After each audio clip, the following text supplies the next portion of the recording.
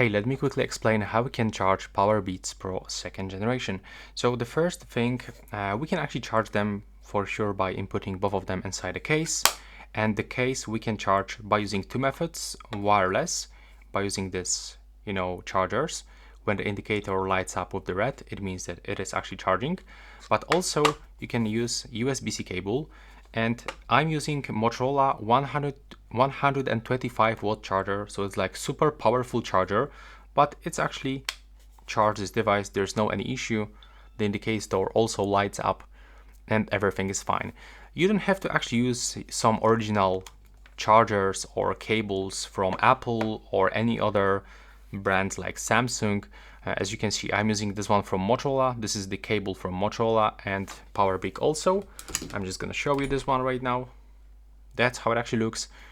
And yeah, I was also using an non-brand cable from Amazon, about 5 bags, and it also works fine. So yeah, this is it, just quick information for you.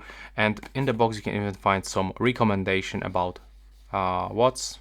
So they recommend from 2.5 to 5 watts, but I'm using this one, super fast charger, and it also works pretty fine with Powerbeats.